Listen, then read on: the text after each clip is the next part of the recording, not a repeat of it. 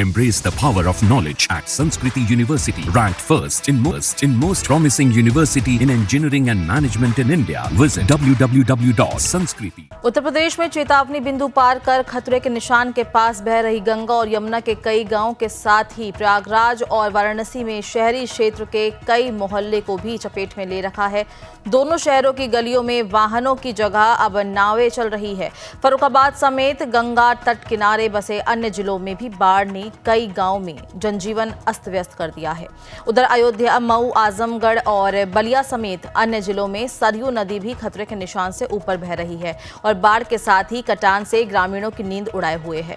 गंगा यमुना में आई बाढ़ के चलते प्रयागराज शहर के 20 से ज्यादा मोहल्ले और 150 से ज्यादा गांव प्रभावित है। लगभग 20,000 लोग बेघर हो गए हैं। करीब 1,500 लोगों ने बाढ़ राहत शिविरों में शरण ले ली है।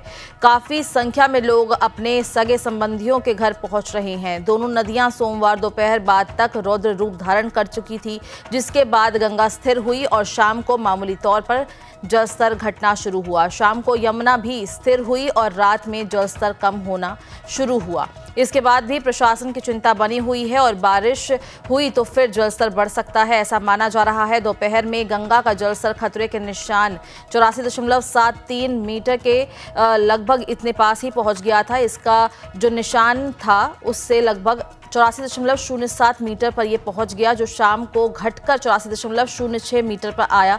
यमुना के जलस्तर की अगर हम बात करें तो दोपहर को ये 83.91 मीटर पर था, जो शाम तक यहीं रहा।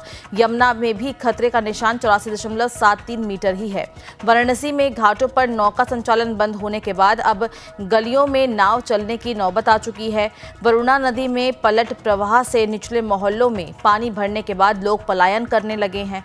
कई परिवार बाढ़ राहत शिविर पहुंच गए हैं। निचले क्षेत्रों में फसलें डूबने के साथ ही पशुओं के लिए हरे चारे का अभाव होने लगा है। वाराणसी में शाम 4 बजे आधा सेंटीमीटर प्रति घंटे की दर से गंगा का जलस्तर खतरा बिंदु 71.26 मीटर के सापेक्ष जलस्तर 70.76 मीटर तक पहुंच चुका है।